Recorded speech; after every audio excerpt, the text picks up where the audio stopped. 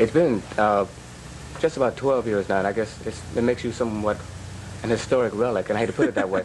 But it's been 12 years since you performed at the Sir John Hotel, which was, you were the last act to ever come out of that hotel.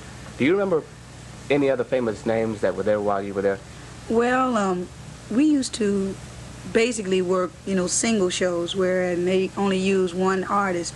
But I can remember seeing people like Jackie Wilson, Joe Tex, and I remember a lot of the rehearsals for people like Dionne Warwick, Barbara McNair, Flip Wilson, because two of my brothers who were then playing with a group called the Afro Beats, they used to play behind them. They were guitarists.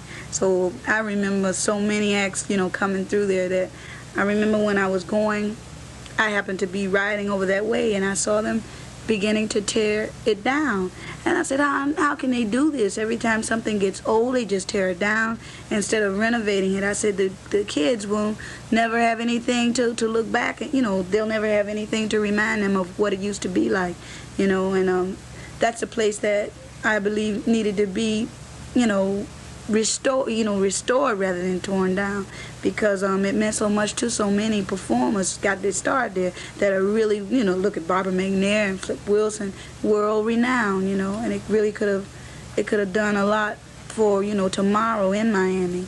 Would you say that the Overtown area was sort of like a Miami Beach where blacks came from all over the country to check into the Sir John to see certain acts come there? Absolutely, and more because there was more going on. Like Miami Beach is sort of, that's like a presupposed atmosphere. But at the Sir John, you never knew just who was coming, because a lot of acts just used to drop in and just sort of start singing, and it was like a jam session. So it just really disheartened me when I saw it being torn down.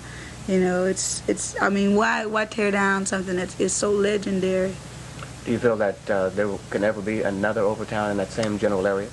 Well, I don't know. It would have to start from from the bottom up. It would have to regain its former fans, because now everybody has their own little place they go now, and they get relocated. Like everybody basically moved from Overtown and they're out in the city, or Carroll City, or Opelika, Liberty City, so they're going to places that are out this way, wherein everybody used to live right over there and you could catch 21 bus and just go straight to it.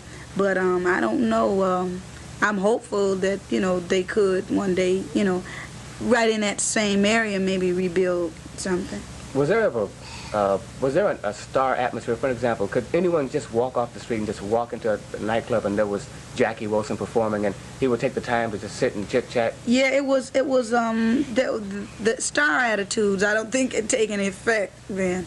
Now, you can't get to them for 50 million security guards, but during that time, you could really see who you wanted to see. They brought everybody. That's when Sam and Dave were so hot, and they used to, all of these acts, they used to perform. It wasn't so lewd like now when you go, a lot of the acts don't rely on their actual vocal ability. They have these nude dancers or something added that takes that distracts your attention from the fact that they cannot perform, and they're not doing it anymore. In other words, they're not using their inner ability that God gave them. They're like sort of parasitical. They're relying on everything behind them, all of the lighting system. Some bomb exploded, something added, all of these little gimmicks. It's not really, there are not that many shows anymore, where you really see an artist actually sweat for their money, actually put out. Everybody else works but the one that's up front.